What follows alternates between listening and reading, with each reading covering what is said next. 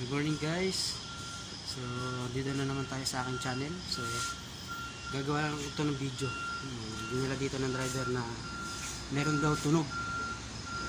Ayan yung driver.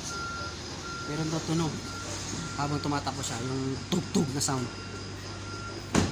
Kaya tingnan natin guys. So guys, ito tingnan natin kung bakit merong natunog habang tumatakbo siya. Tingnan natin kung bakit may natunog. So ito guys, isa itong dahilan, itong link rod na to. Yung link rod, ito stabilizer to. Stabilizer to papunta dun sa link rod. Tingnan mo kung bakit siya natunog. Yung ball joint nito is wala na siya. Tingnan nyo yung rubber boot is punit na, wala lang grasa sa loob. So kailangan palitan na ng buhay. Ayan guys, tumutunog siya. Isang dahilan yan kung bakit tumutunog, lalo pag nalubak. Yung tunog na yun, yun yung dahilan nun. Minsan ito naman sa rack end, pero okay pa tong rack end na to. Ito is rack end, inner, outer. Ang inner andito sa loob ng rubber boot. So ito, isa itong dahilan, yung link rod, bakit natunog. Nagre-reklamo yung driver bakit daw natunog siya habang tumatak, lalo na pag nalulubak.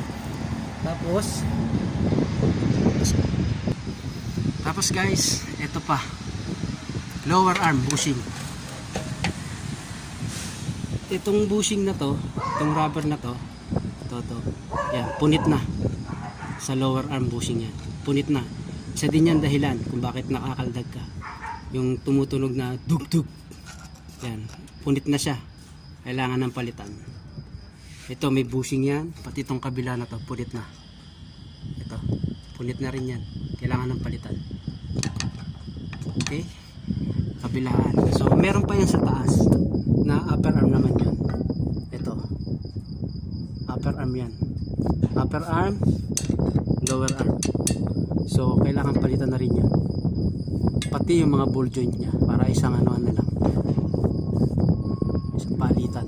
Pati itong ball joint na to medyo okay pa, pero kailangan palitan na yan. Okay, so sa kabila ganun din, ito ganun din, mas punit na rin to, sobra ng pagkapulit. Hugayin nyo lang to guys, kuha ka ng screwdriver, kita nyo umuga ng sobrang ano, tsaka kitang kita yung rubber punit na, kita ba? Ayan, punit na yung rubber nya, lahat yan punit. So kailangan palitan talaga, pati yung link rod. Kaya ito. Okay guys, yan lang guys.